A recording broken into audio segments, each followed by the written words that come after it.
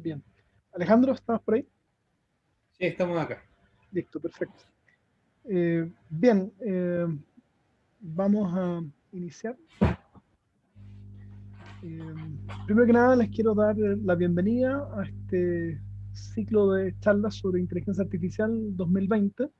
Mi nombre es Marco Sepúlveda, yo soy director del Magíster en Inteligencia Artificial de la Universidad Católica de Chile. Eh, Magíster que está organizando este evento, este ciclo de charlas sobre inteligencia artificial. Como algunos saben, este magíster fue creado recientemente y tendrá su primera promoción, su primera generación, el próximo año, el año 2021. Así que quiero darles la bienvenida a este evento, eh, a la comunidad de inteligencia artificial que hemos estado formando. Algunos de ustedes ya son formalmente postulantes al magíster, algunos están interesados en el magíster y otros simplemente están interesados en la inteligencia artificial en general. A todos ustedes les damos una cordial bienvenida. ¿Bien? Hoy día a este ciclo de charlas tenemos como invitado a un excelente profesor y una persona muy metida en estos temas, ¿ya? Que es Alejandro Jara. Alejandro es profesor asociado del Departamento de Estadísticas y de la Facultad de Matemáticas de la Universidad Católica de Chile. Es director, como ustedes pueden ver ahí en la pantalla, del Núcleo Milenio, el Centro para el Descubrimiento de Estructuras en Datos Complejos, MIDAS. Obtuvo su magíster en estadística en nuestra universidad y su doctorado en ciencias de matemáticas en la Universidad Católica de Lovaina, en Bélgica, en el año 2008. Su interés en general de investigación se centra en el desarrollo y la aplicación de estadísticas bayesianas no paramétricas, tema bien técnico, modelos jerárquicos y computación estadística. Esa es la faceta académica, la faceta de investigación de Alejandro, pero una persona muy interesada en una diversidad de temas y un poquito esa es la invitación con esta charla a convertir su visión, su opinión, su perspectiva acerca de los datos personales, ¿ya? Si son o no un bien público. Alejandro, muchas gracias por estar hoy día aquí con nosotros compartiendo tus reflexiones sobre este tema. Muchas gracias. Bueno, sí. Antes de partir, Alejandro, simplemente para explicar las reglas del juego, se me olvidó mencionarlo.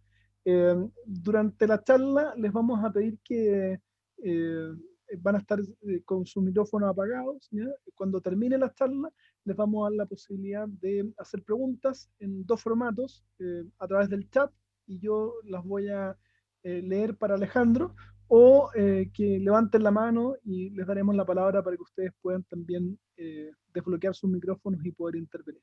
¿Mm?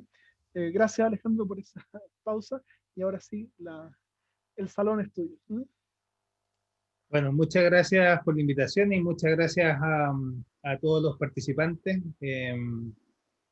La verdad es que cuando recibí la invitación no tuve muchas dudas sobre lo que quería exponer. Digamos, esta charla no es una charla técnica. Esperaría que hay parte de la charla que ustedes la conocen bien, muy bien probablemente, pero trata de ser una charla en algún sentido provocadora y esperaría que después de la charla se queden pensando con cosas y genere interés por estudiar de manera más profunda algunos tópicos que son necesarios. Un poco para entender el cómo desde datos como insumo y eventualmente datos personales como insumo es que se desarrolla la inteligencia artificial. Y eso es un poco la razón de este título, que no es sobre inteligencia artificial, pero en el fondo es sobre el rol que tienen los datos personales en el desarrollo de la inteligencia artificial. Y además me pareció un tema adecuado porque como país y sociedad estamos a puertas de iniciar la discusión sobre una nueva constitución, entonces nos da la oportunidad de pensar estos temas, dada la relevancia que tienen los datos y los datos personales en particular en el desarrollo de la inteligencia artificial. Tan así que países que han desarrollado políticas de inteligencia artificial han puesto a los datos personales como uno de los ejes centrales y por lo tanto eso implica como un sistema de manejo de información a nivel de país, digamos, que eventualmente es distinto al que tenemos. Me pareció relevante hacer la discusión hoy, ¿sí? esa es un poco la razón por la cual vamos a hablar de datos personales y nos vamos a hacer la pregunta si son un bien público o no, porque lo que pretendo un poco tensionar es el balance evidente entre la privacidad y el bien público, ¿sí? Que es un poco lo que les quiero tratar de mostrar, ¿sí?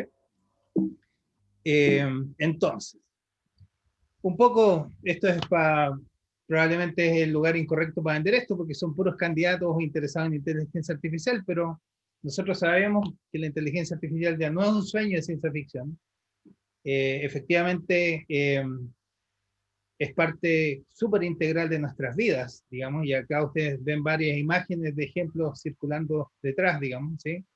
Eh, y probablemente hay muchas personas que escuchan la terminología y la sienten tan lejana que creen que realmente sigue siendo eso, porque no se dan cuenta que es realmente un componente fundamental de nuestras vidas. Efectivamente, muchas de nuestras actividades diarias en el fondo descansan en herramientas de inteligencia artificial y probablemente, insisto, ustedes lo saben mucho mejor. En particular, los jóvenes utilizan muchos sistemas de inteligencia artificial para interactuar con los teléfonos, ¿cierto? Hay herramientas de inteligencia artificial que nos están permitiendo en estos momentos desarrollar máquinas que pueden un poco interpretar el entorno y de hecho moverse y tomar decisiones, ¿sí? Como ustedes también saben, empresas lo que hacen es monitorar nuestro comportamiento y aquí nos acercamos a la temática, un poco de interés, para ofrecernos productos de manera automatizada y de manera supuestamente inteligente. Van aprendiendo sobre cómo nosotros nos comportamos, ¿sí? Y efectivamente los buscadores también no nos ofrecen resultados tan aleatorios dentro de una búsqueda gigante como puede ser el ciberespacio, sino que básicamente concentra la información de acuerdo a nosotros, a nuestros propios gustos pasados. Y esos son puros ejemplos chicos, probablemente, pero son ejemplos finalmente de inteligencia artificial. Entonces, lo que uno se puede preguntar es cuál es como la base común que tienen todos estos desarrollos tecnológicos.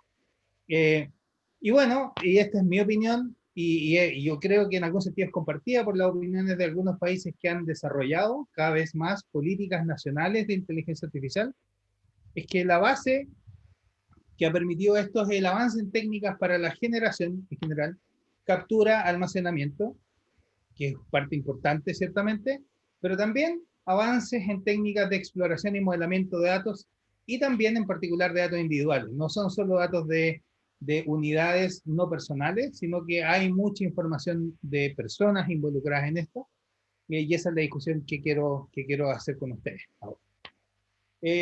Entonces, cuando uno ve que en una sociedad como la nuestra se hacen discusiones sobre privacidad, de hecho se generan propuestas de ley sobre privacidad, que están a punto de votar una, es que, es que uno se da cuenta que también la discusión sobre qué cosa es información personal o no, como que no está muy clara, así que voy a partir dando una definición, ¿sí?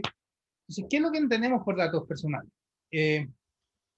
Y si bien no existe como una definición de libro, yo creo que todos estaremos de acuerdo en esta presentación en particular. Esperaría de que uno pueda entender como todos aquellos registros a partir de los cuales nosotros podemos determinar la identidad de un individuo, ¿cierto? Y entonces, lo complejo del asunto es que eventualmente esa es una definición clara, objetiva, es un objeto con estructura bien lógica porque nos permite construir sobre él. Uno también se da cuenta de esta propia definición de que en realidad el problema no está muy acotado. Entonces no es tan obvio de qué cosas son registros individuales y qué no. Y si eso no les queda claro, voy a comentar algunos ejemplos sobre eso, ¿sí? De hecho, como esta temática es súper relevante, lo que ustedes ven en el video pasando detrás es parte de la publicidad de la Comunidad Europea, un poco para levantar estos temas, ¿cierto? La Comunidad Europea es la que más ha avanzado probablemente en legislación sobre privacidad de datos, y de hecho ellos lo consideran que es como el calentamiento global, pero de la era de la información, ¿sí? Que es un tema delicado, y efectivamente uno siente que cuando los demás tienen sus datos, uno se siente literalmente en pelota como en la imagen, ¿sí? Esa es un poco la sensación. Entonces, esa sensación pública es la que uno quiere eventualmente controlar, pero también a la opinión pública hay que explicarle cuáles son los beneficios de un uso correcto de los datos, ¿sí?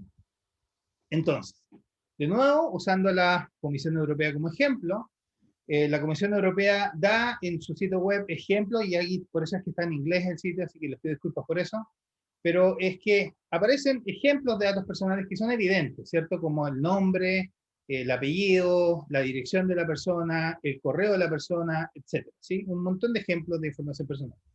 Y también la Comisión Europea da ejemplos de registros que considera no datos personales. En particular dice, bueno, el número de registro de una compañía no es un dato personal, el correo de la compañía tampoco lo es, pero después dice súper como libre de cuerpo, así como datos anonimizados tampoco son datos personales, ¿sí? Y en general se crea como la sensación de que tomar datos de personas y hacerlos anónimos es una cuestión trivial, eh, y la verdad es que no es tan simple. Y eso es un poco lo que quiero discutir en esta parte inicial, un poco para mostrarles de que, como no es tan simple, qué es lo que forzosamente tenemos que hacer si queremos proteger la privacidad, y después quiero ver a qué consecuencias nos lleva eso respecto al desarrollo de la tecnología. ¿Sí? Esa es un poco la estructura lógica de la presentación. ¿Ya? Entonces, como les decía, a primera vista, compartir datos de manera segura, de tal manera que yo no sea capaz de identificar a una persona en estos conjuntos de datos, parece súper simple, pero la verdad es que no es. Y simplemente para que usemos alguna terminología común, voy a usar este ejemplo.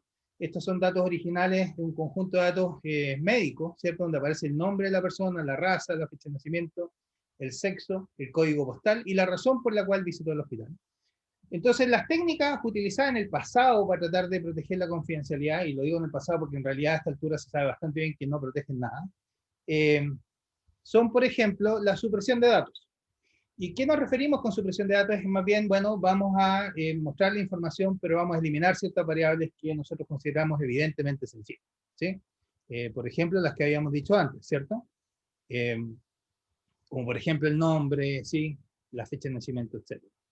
Eso es un ejemplo, supresión de datos. Entonces, este tipo, la idea es que supuestamente protegemos, ¿cierto?, la privacidad de las personas que están en este conjunto de datos simplemente porque eliminamos variables que nos permitirían evidentemente identificar. Otro ejemplo es la generalización de datos, que si bien mantenemos las variables, lo que tratamos de hacer es, en algún sentido, generar agrupaciones, de tal manera que me sea más difícil identificar a la persona. Por ejemplo, ya no está la fecha de nacimiento, ahora publico solamente el año. Entonces hay más personas que nacieron el mismo año, muchas menos personas que nacen el mismo día, y lo mismo con el código postal, ¿sí? Entonces, en vez de mostrar el código postal completo, mostramos los primeros 3 dígitos, por ejemplo, y eso ya genera agrupaciones de código postal. Entonces, simplemente para fijar ideas, supresión de datos, generalización de datos son como técnicas que de hecho todavía se usan, incluso en la universidad, en particular para tratar de proteger la confidencialidad. Los que somos profesores sabemos, por ejemplo, que cuando nos toca hacer un curso y los alumnos contestan la encuesta docente, si es que, por ejemplo, la cantidad de alumnos que contesta esa encuesta es menor que un cierto número, entonces no se nos muestra la encuesta para proteger la confidencialidad. Por ejemplo, son tipos. Evidentemente, otro tipo de técnica es la agregación de datos, que es básicamente ya definitivamente no mostrar el conjunto de datos, sino que hacer resúmenes estadísticos frente a preguntas, una tabla tan fea como esta, hombres que tienen problemas respiratorios, 2, por ejemplo, es un resultado y no muestro ese dato, o presento los típicos dashboards más bonitos con información resumida, ¿sí? Entonces dejemos hasta acá como el estado del arte de las técnicas, ¿sí? Y la pregunta es si estas técnicas realmente nos ayudan. Lo que sí está claro es que estas técnicas, hasta acá,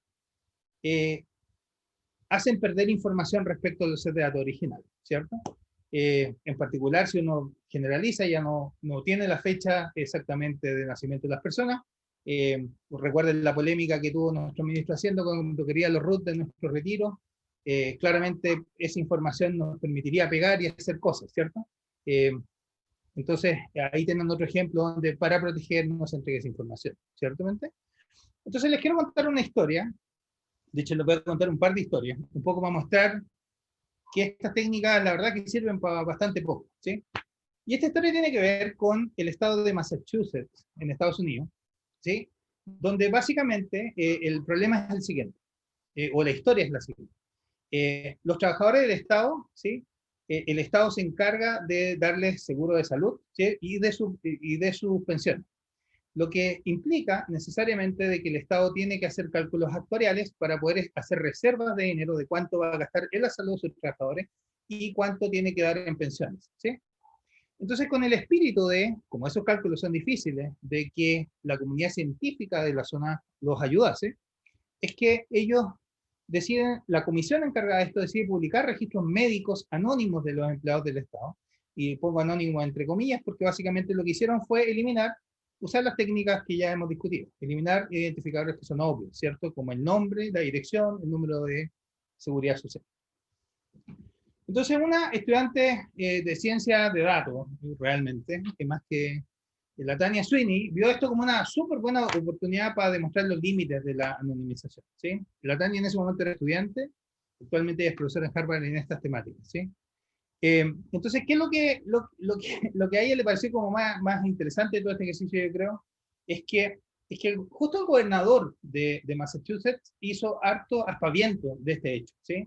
Entonces apareció mucho en la televisión diciendo, miren, esto es súper importante para tomar decisiones, el Estado va a poder tomar mejores decisiones, y no se preocupen porque la seguridad, la privacidad de la información de los pacientes que están en esos registros está protegida, así que no hay ningún problema, ¿sí?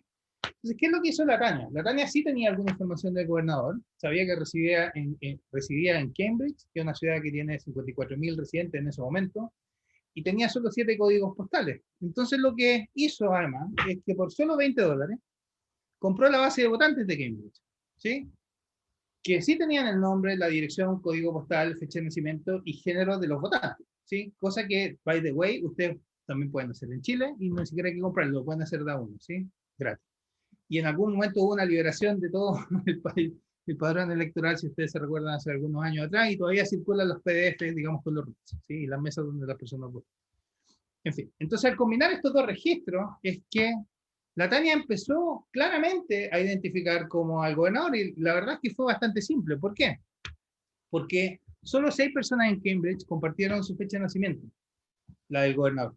Solo 3 de ellos eran hombres, y de ellos solo una persona vivía en ese código postal. Entonces fue súper trivial para la Tania, tomando este otro set de datos y combinándolo con variables existentes en este set de datos donde supuestamente estaba anonimizado porque se habían eliminado las variables sensibles o que evidentemente permiten la identificación, logró identificar rápidamente al gobernador. Y lo que básicamente hizo fue, en un ejercicio bien teatral, básicamente tomó los registros, los imprimió y se los mandó una carta al gobernador a su casa diciendo, mire, usted lo que dijo fue mentira, usted nos aseguró que estábamos protegidos y yo trivialmente encontré su información médica dentro de estos registros, ¿sí? Y la Tania continuó y en el 2000, esta información relativamente antigua se ha actualizado pero no ha cambiado demasiado.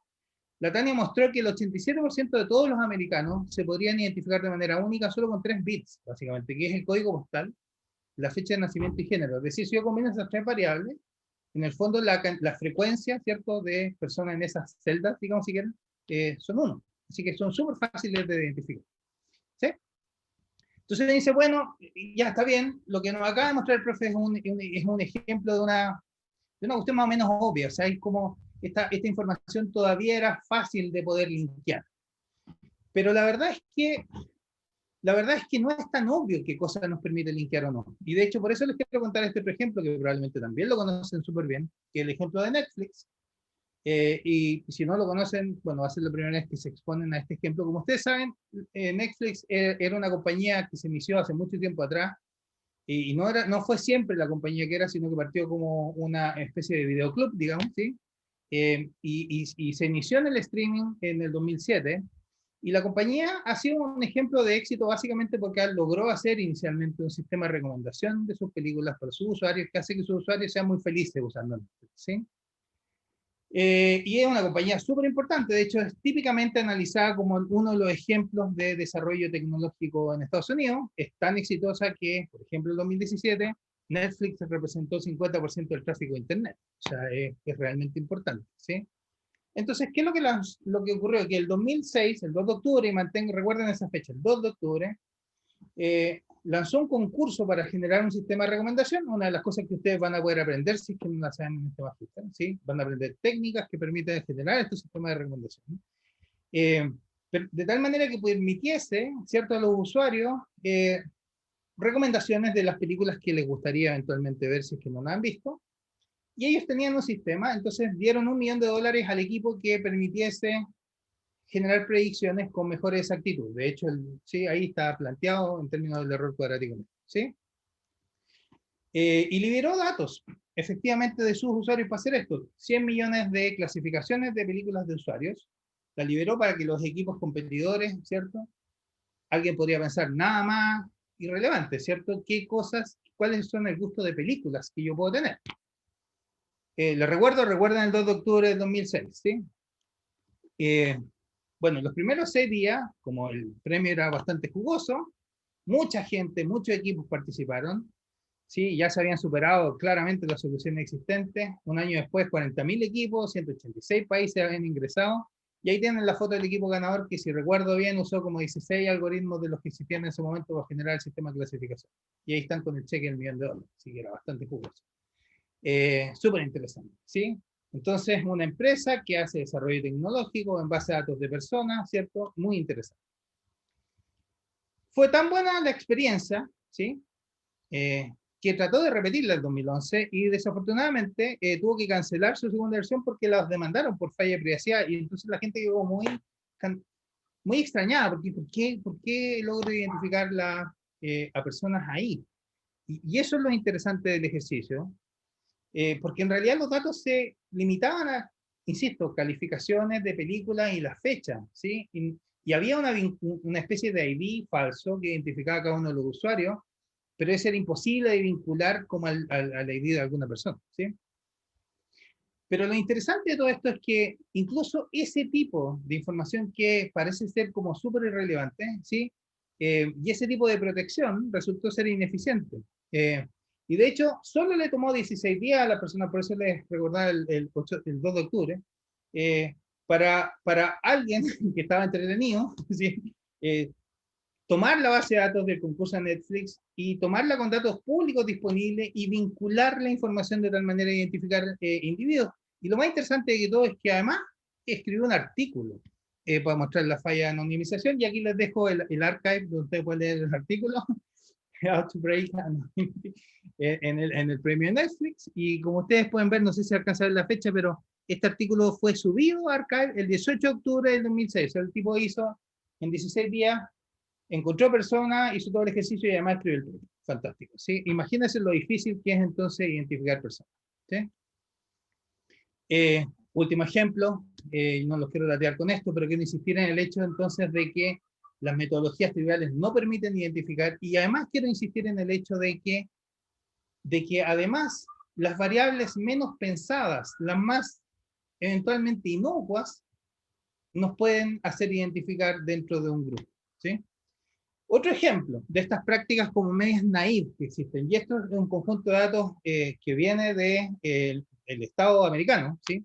Son datos de diversidad. Yo hice esta búsqueda en 2018, así que ustedes no van a encontrar exactamente lo mismo si entran a este sitio web, pero básicamente lo que ellos reportan es la cantidad de trabajadores del Estado que pertenecen a minorías, de acuerdo a la definición americana, ¿sí? Diferentes tipos de minorías.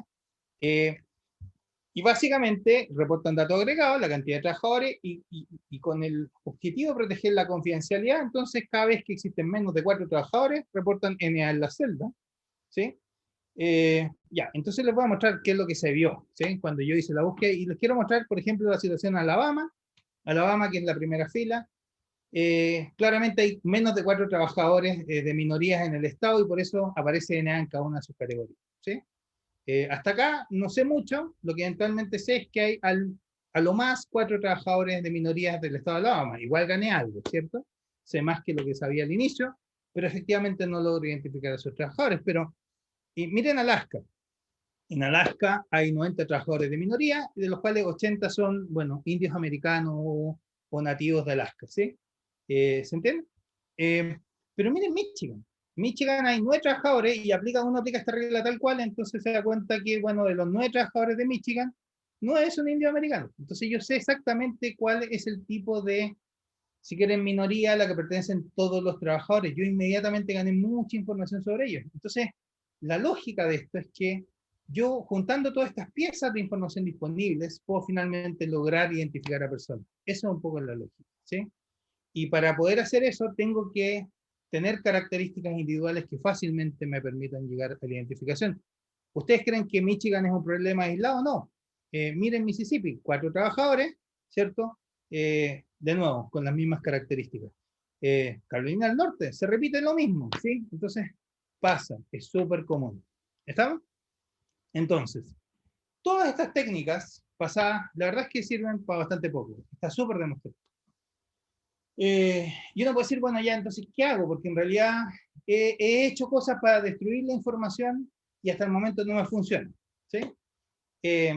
Hay un marco general que lo pueden estudiar en detalle que se llama el marco de privacidad diferencial, que es un marco, no es un método, por si acaso, porque la gente lo tiende a como a confundir, en donde la lógica detrás es que yo voy a tomar mis datos originales y les voy a meter ruido, ¿sí? Entonces voy a tratar de ocultar la información original, de tal manera de que le voy a meter ruido a esa información de tal manera de que todavía sigue siendo útil para algo, ¿sí? Pero es súper relevante es que sigue siendo útil para algo y ese algo lo tengo que definir yo inicialmente. Para ilustrar esto, vamos a considerar esta siguiente secuencia de fotos. En la misma foto, a la foto le fui metiendo ruido, ¿cierto? Y cada vez con más ruido que le meta a la foto, pierdo resolución, pierdo capacidad para identificar quién es la persona en la foto, pero si yo quisiera, por ejemplo, lograr distinguir que lo que hay en la foto es una persona y no es un perro o no es una pelota, entonces ahí está el balance, ¿se entiende? Entonces es el ruido suficiente para que yo no logre identificar, pero sí logre utilizar la información todavía con ciertos propósitos, ¿sí? Este es un marco y la verdad es que es un área de investigación bastante interesante, no muy desarrollada en nuestro país, pero bastante interesante. De hecho, yo conozco esta área porque los métodos donde yo investigo están siendo tratados de implementar para desarrollar procedimientos en este marco, ¿sí? Y de hecho, el estado del arte es bastante pobre. Lo que ustedes pueden encontrar, y acá hay un ejemplo, de códigos libres disponibles para hacer differential privacy, o sea, aplicar técnicas que nos aseguran esta privacidad diferencial, pero para hacer cosas bien básicas. Por ejemplo, para calcular la cantidad de casos, para calcular la suma, para el promedio, para la varianza, desviación estándar, estadísticos de orden, ¿sí? Pero no es para cualquier cosa, porque la información que tiene la base de datos se destruye, ¿sí? Aseguramos la información, la privacidad, pero la información se destruye, ¿ya? Entonces acá es donde me gustaría llevarlos entonces por una parte hay que hacer todo un esfuerzo gigantesco para poder liberar información que sea útil para cualquier propósito, ocultando la privacidad, ¿sí? Y ciertamente, para cualquier propósito, de hecho, literalmente es imposible, tengo que definir algunos, y por lo tanto se genera una tensión súper fuerte entre la privacidad y la utilidad de los datos, ¿sí? Y simplemente para volverla a ilustrar, porque la voy a ilustrar con alguna de las técnicas antiguas, esta tensión, ¿sí? Entonces quiero que consideremos el siguiente ejemplo, ¿sí? Este es un ejemplo que lo que vamos a tratar de aprender es una pregunta súper simple. Es, ¿qué relación tiene el ingreso con la tasa de accidentes? ¿Sí? Eh, Esto puede ser un ejemplo de macroeconomía, donde la gente estudia los números agrupados de diferentes países o diferentes economías para tratar de aprender algo. Podría ser considerado, como dice nuestro amigo César, algo un ejemplo de aprendizaje colaborativo. Voy a usar el comportamiento de los datos agrupados de los países para ver cómo aprenden, ¿sí? Cómo evolucionan en el tiempo. Es un ejemplo de todo eso, ¿sí? Porque lo que vamos a tratar de hacer es, por ejemplo, utilizar información de países o de grupos distintos para aprender sobre esta relación, ¿ya? Entonces, supongamos que lo que yo en esta búsqueda de aprendizaje colaborativo encuentro que una población A tiene un ingreso promedio de $50.000 y una incidencia, es decir, la proporción de personas que tienen accidente de auto en esa población es de un 57%. Pero bueno, $50.000 de promedio de ingreso y 57% de incidencia, ¿sí? Bastante alta la verdad. Población B, otra población que yo encuentro, tiene un ingreso más bajo, la anterior era 50.000, esta es 30.000 y la incidencia baja a 43%, ¿sí? Y encuentro otra población más en este ejercicio de aprendizaje colaborativo para tratar de saber diferencias entre datos agrupados, y encuentro que la población C tiene un ingreso promedio de $20.000 y una incidencia de 20%, ¿sí? Quiero enfatizar el hecho. ¿Por qué yo estoy usando datos agrupados? Bueno, porque puede ser que por temas de privacidad no estén los datos individuales y estén estadísticas, como estas, ¿sí? Y yo estoy usando los datos agrupados, estadísticas, ¿cierto? para poder obtener alguna conclusión, porque es súper relevante este tema. ¿Ya? Quiero hacer el comentario que en esta foto la persona que chocó el auto fue el hombre, ¿sí? No fue la mujer lo está retando. Ya. Entonces, la información que tenemos se representa gráficamente acá, y les pido disculpas por lo feo el gráfico, pero bueno, fue rápido. Entonces, ¿qué es lo que observamos? Que se observa una relación lineal y bastante fuerte, ¿sí? Bueno, casi perfectamente lineal, donde uno ve que a mayor ingreso promedio de la población, mayor es la tasa de incidencia, ¿sí? Entonces, al hacer este estudio con datos agrupados, puede ser porque con la excusa de que para proteger la confidencialidad solo tenemos datos agrupados, entonces concluimos que mientras más alta la incidencia, más alto el ingreso, ¿sí? Entonces lo que me gustaría hacer ahora es que miremos a los datos que dieron origen a estos promedios, ¿sí? Porque además este ejercicio lo construí yo, es un ejercicio simple, ¿sí? Y acá les presento, ¿sí? Esos puntos individuales. Estas son poblaciones chiquititas. Si recuerdo bien, hay 5 o 6 casos por población, o 7 casos, no me acuerdo muy bien exactamente ahora. Y lo que van a ver es en morado los puntos de la población C, los que tenían menor ingreso, en verde los puntos de la población B, que tenían ingreso medio en estas 3 poblaciones, la población A, que claramente tenía el ingreso más grande, ¿sí? Y estos puntos por ingreso, que son los puntos con los que yo calculé los promedios que ustedes vieron originalmente, ¿sí? Ahora se presentan en la escala de la incidencia, ya no es una proporción, es 0 si es que esa persona no tuvo accidente y 1 si tuvo, ¿sí? Pucha, me encantaría saber si es que entienden el gráfico o tienen alguna duda, así es que le pediría que escriban algo en el chat si es que alguien no entiende, para que Marco me haga la pregunta y podamos un poco explicarla, si es que hay alguien que no lo entiende, porque es como importante el ejemplo, ¿sí? Mientras eso eventualmente sucede, ¿sí? Voy a simplemente decirles que el punto en 1 corresponde, está graficado su ingreso y si es que tuvo o no tuvo accidentes la persona, no datos agrupados. ¿Ya? Y aparece eso para los individuos de la población C, B y A con colores morado, verde y rojo respectivamente. Alejandro, Marco, sí, se entiende. Ese es el comentario más generalizado. ¿Sí? ¿Se entiende súper bien? bien. ¿Se entiende? Entonces, súper bien. Listo. Entonces ahora les voy a pedir que nos focalicemos solo en los morados. Si yo miro a los morados y no miro a los verdes, ¿sí? Es bien difícil de interpretar este gráfico a veces, pero lo que uno tiende a ver es que las personas moradas, no sé si ustedes no ven mi puntero, ¿cierto? No. Ya, pero lo que sí pueden ver es que las personas moradas que tienden a ganar menos tienen el valor 1 y las personas que tienden a ganar más tienen el valor 0, ¿cierto? Sí. Por lo tanto, dentro de la población morada, ¿sí? Las personas que ganan menos son las que tienden a tener más accidentes.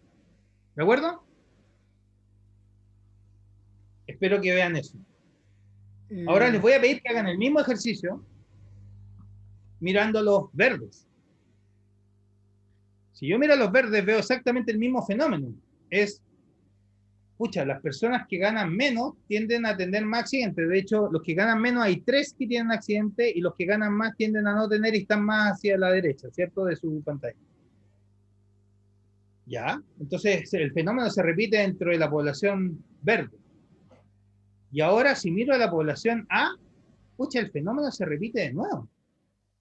Entonces, ¿qué diablo está pasando? Porque si yo miro a los datos agrupados, yo decía, mientras más alto el ingreso, más alta es la tasa de incidencia, mientras que si miro a los datos individuales, me doy cuenta de que mientras más alto el ingreso, más baja es la tasa de incidencia, ¿cierto?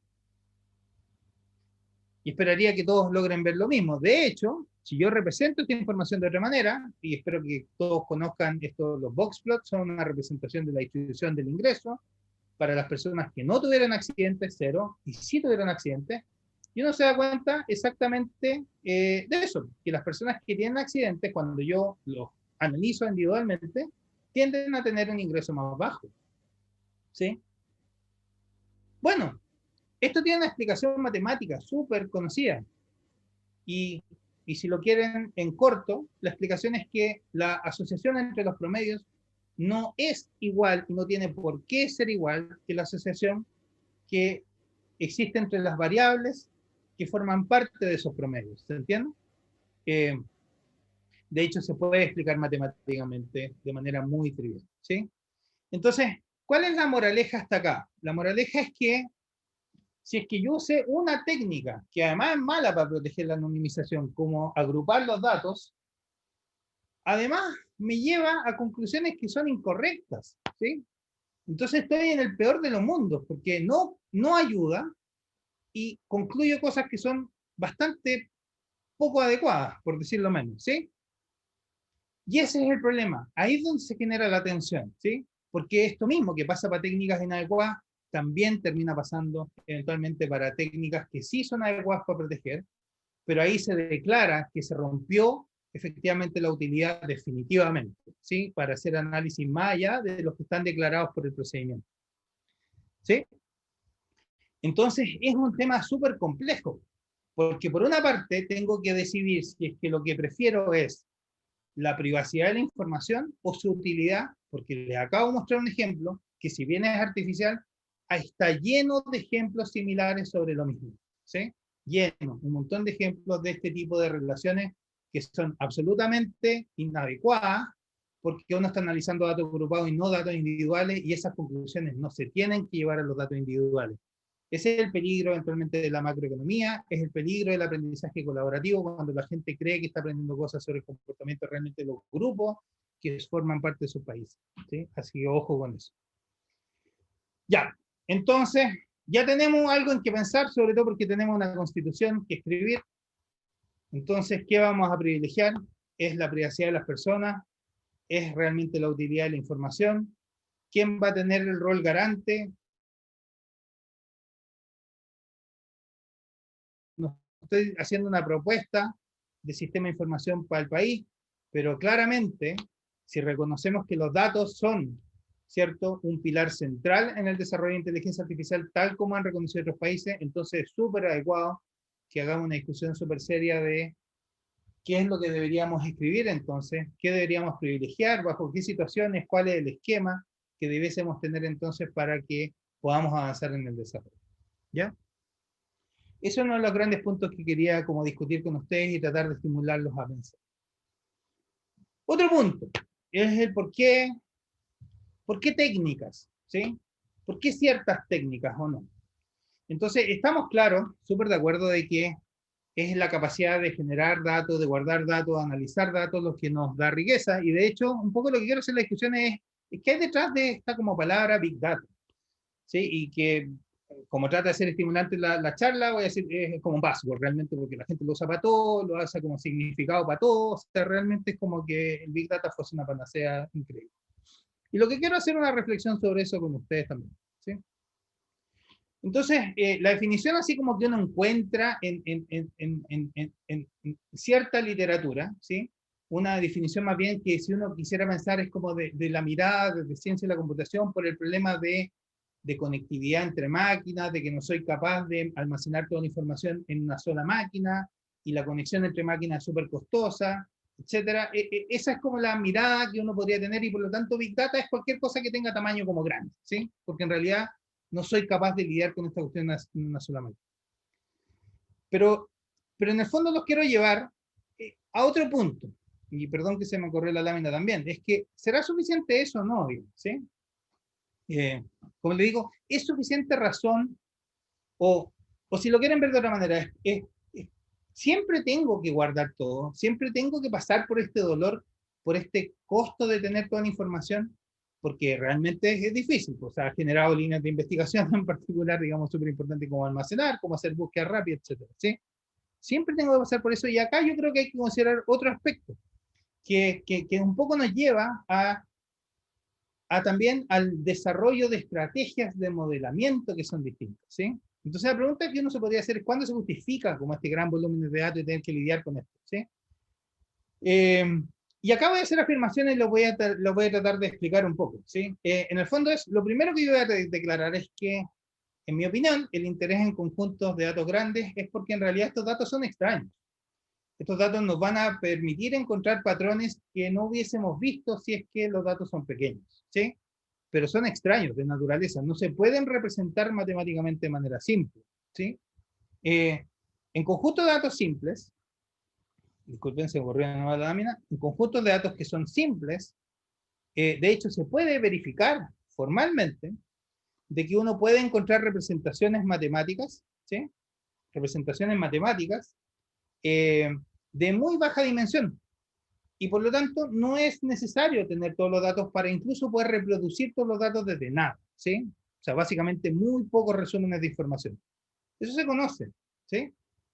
Porque lo que sucede en esa estructura de datos que son simples es que muchos de los datos son redundantes, porque es otra pieza más de del mismo tipo de información sobre el mecanismo que generó esos datos. Y un poco para ejemplificar este hecho, es que quiero hacer un ejemplo bastante simple con ustedes, ¿sí? Y antes de llegar al ejemplo, les quiero decir entonces que si los datos simples se pueden representar matemáticamente por un modelo matemático, si queremos, estadístico de baja dimensión, los datos complejos son no pasan. Y por lo tanto, parte de la decisión que es de interés, y lo estoy planteando no cuando ustedes ya tienen los datos, sino que cuando ustedes deciden ir coleccionando datos, es que una decisión de esa naturaleza eventualmente la pueden tomar en línea, ¿sí? Es decir, yo puedo ir aprendiendo si es que estos datos merecen o no ser agrupados de manera más simple, o tienen que juntarse, o tienen que coleccionarse todos de manera individual, ¿sí? Y por lo tanto, para poder tomar esa decisión, ustedes requieren de procedimientos, modelos, cuya complejidad pueda ir variando dependiendo de la cantidad de datos. Y de hecho, en principio, podrían tener una complejidad infinita incluso, ¿sí? Y eso es lo que nosotros llamamos modelos no paramétricos. Entonces, simplemente para dar un ejemplo, vamos a hacer un ejemplo de un set de datos súper fome, ¿sí? Pero que podría ser más interesante el mismo ejemplo, pero lo que vamos a hacer como experimento es lanzar muchas veces una moneda al aire, exactamente de la misma forma, y vamos a registrar un 1 sin cara y un 0 sin, ¿sí? Entonces, parto mi experimento, empiezo a anotar los 0 y 1, 0 y 1, 0 y 1, y lo hago muchas veces, y supongamos que esos 0 y 1 son tantos que corresponden a Big Data, ¿sí? Entonces la pregunta, a mí me dio lata al tiro el ejemplo, entonces yo, si estuviésemos varios grupos trabajando en este mismo problema, probablemente esperaría que otro grupo haga el ejercicio, y después de que ellos hagan el ejercicio, yo les preguntaría, oye, sé que no quiero que me den mucha información, pero de todas las veces que lanzaste la moneda, ¿cuántas veces te dio cara? ¿Ya? Entonces supongamos que estamos en un concurso, ¿sí? Y me dicen, mira, la verdad es que en el 49,3% de las veces me salió caro. Y dicen, ah, fantástico, me quedo solo con ese bit, ¿sí? De información, es solo esa pieza, porque yo lo demás ya lo sabía, ¿cierto? Yo sabía cuántas veces había que lanzar la moneda.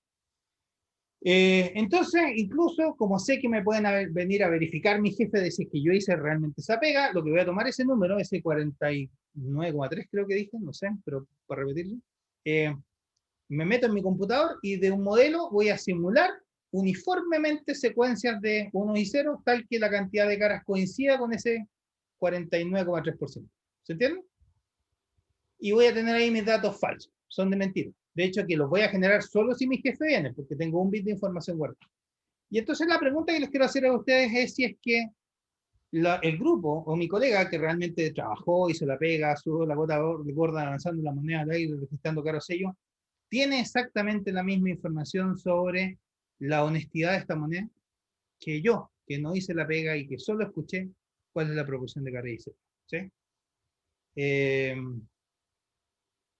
Pueden escribir en el chat y Marco me puede decir qué es lo que creen en estos momentos.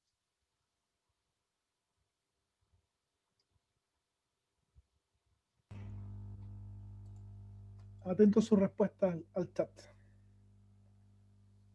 Si es que hay alguien que me está escuchando de él. Hay una persona, vi de 2 a 3 segundos. Alguien dice, ¿no es igual? ¿El primero sabe más? Ya. El primero sabe más. Listo. Nos vamos a quedar solo con esa respuesta documental y después, al final, podemos elaborar más sobre eso. ¿Sí? Claro. Entonces, ¿qué es lo que sabe? ¿Sí? Efectivamente. Otro dice que yo creo que obtienen la misma información, ¿no? Entonces uno dice, Bacán. uno sabe más y el otro dice, pero obtienen la misma información. Uno sabe más, pero respecto de la pregunta, y la pregunta es si la moneda es honesta o no. ¿Sabe más o no sabe más? Que clarifique, que se la juegue por algo. tú, tú quieres un true and false, ¿sí? Sí, por Saben lo supuesto, si mismo. esta es una votación, no puede ir a votar. Ya, aquí se saben lo mismo. True dice que Bien. Sí, pues. eso es la respuesta. Ya, en este ejemplo, y acá es súper importante el mecanismo en que se generó los caras y sellos, que es que yo lancé la moneda de la misma manera todas las veces y en la misma moneda. Esos son mis supuestos. En ese contexto, el orden en el que aparecen las caras y sellos no importa. Y se puede demostrar matemáticamente que un estadístico que tiene un nombre se llama estadístico suficiente para el mecanismo que generó, ¿cierto?, las caras y sellos, es la suma de las caras o la proporción de caras, ¿sí? Entonces, efectivamente, para este ejemplo, el orden en el que aparecen las caras y sellos es irrelevante, que es lo que tenía la persona que se hizo la pega y el que no tenía yo, porque yo simulé mis datos de cualquier manera, tal que me diera la misma cantidad de caras. ¿Se entiende? ¿Sí? ¿Sí? Si tienen dudas sobre eso, feliz de comentarlo, pero son el tipo de cosas que ustedes van a aprender en este magíster, ¿sí? Así que sería súper interesante que lo estudien en profundidad después también. ¿Ya? Avancemos entonces. Este es un ejemplo en particular donde si ustedes creen eso, tener Big Data no gana nada. O sea, lo único que van a tener es una mayor precisión de la probabilidad de cara de la moneda, si quieren, ¿sí? Pero para eso no es necesario Big Data. Big Data es necesario entonces porque yo voy a lograr encontrar patrones que son extraños en los datos, ¿sí? Ambos grupos tienen la misma información acá, se puede verificar, ¿sí? Entonces, por una parte, lo que quería dejarlos pensando es que, claro, Big Data no necesariamente siempre es el camino que hay que seguir. Eso es lo primero. Segundo, es que se tiende a decir que porque uno tiene datos, los datos tienen que servir para algo y ojalá que sean muchos porque nos sirven para más cosas. Y entonces acá el segundo punto que les quiero dejar como para que lo piensen es que si en realidad siempre son útiles los datos o no, ¿sí? Entonces, los datos en sí mismos, en general no significan nada, son simplemente representaciones de un fenómeno, ¿sí? Y lo que uno quiere aprender es cuál es el mecanismo que generó ese fenómeno, ¿sí? Pero para que yo pueda aprender sobre el mecanismo que generó ese fenómeno, los datos tienen que tener ciertas características mínimas. Y acá no estoy hablando de calidad en términos de que lo registraron bien o lo registraron mal, sino que tengo que ver con los sujetos a los cuales yo les voy a ir a medir cierta información, ¿sí? Entonces, para explicar esto, les voy a dejar un video, es bien cortito, y después voy a parar para que ustedes puedan responder en el chat. Probablemente algunos de ustedes conocen este ejemplo y sería bueno. Y si no, yo creo que les doy un ejemplo que les va a aportar algo. Y así yo aprovecho de descansar la voz medio segundo. Así que dejo corriendo el video. Marco, ¿me confirma si se escucha el sonido, please? No, ahora sí. Sí. Ya.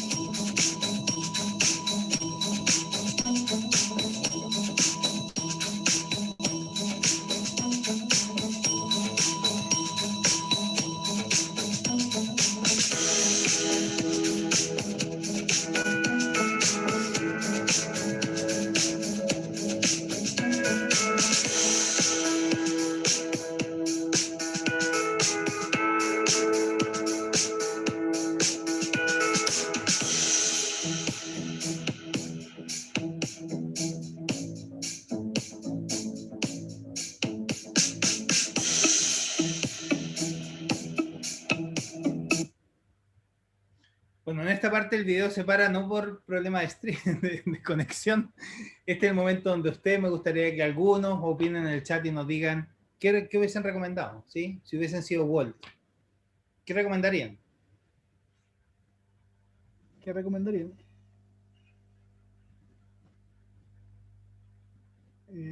Alguien dice que ya sabe la respuesta, así que no va a contestar, pero le animo a los demás a que contesten. Sí, los que no saben, sí, los que la saben y conocen. Pablo Fierro dice proteger las zonas con menos perforaciones. Rafael Molina dice blindar las zonas con más incidencia de balas, o sea, todo lo contrario. Fabián Vega dice blindaje al fuselaje más dañado. Cristian dice no reforzar el fuselaje. Esteban dice proteger las zonas con menos balas. Ya. Bueno.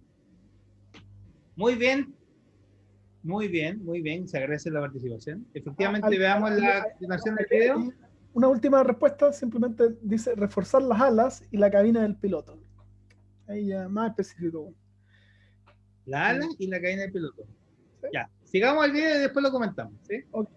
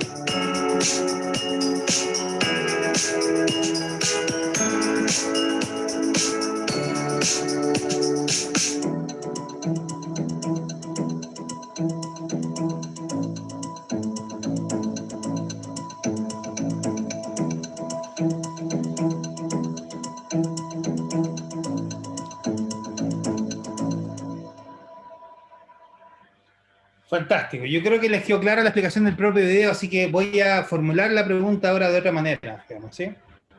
Una de las posibles técnicas que incluso nosotros los vamos a entrenar cuando toman el magíster para poder verificar que un modelo que ustedes tienen realiza predicciones correctas va a ser dividir los datos que tienen en sus conjuntos de entrenamiento y de prueba, ¿sí? Y la pregunta o lo que quiero que piensen es que si ese tipo de procedimientos a nosotros nos va a dejar tranquilos respecto de que hacemos buenas predicciones. Y quiero que lo conecten con el ejemplo, ¿sí? ¿Qué quiero hacer con este ejemplo? Es mostrarles que las técnicas de validación cruzada funcionan bien porque uno puede eventualmente corroborarlo con respecto a un modelo generativo de los datos, ¿sí? Si los datos contienen sesgo, las técnicas de validación cruzada solo reproducen los sesgos de los datos. Y por lo tanto, como eventualmente las técnicas de validación cruzada es la única herramienta que potencialmente podemos utilizar porque no hay un mecanismo generativo que nos permita hacer otra cosa, entonces es súper recomendable que nos preocupemos sobre el origen de los datos antes de sacar conclusiones. ¿Sí? Y eso concluye los tópicos que quería discutir con ustedes hoy. Creo que estoy terminando dentro del horario marco estipulado, ¿cierto? Así que quedo súper disponible para preguntas y les agradezco por haberme escuchado y por la invitación, ¿cierto?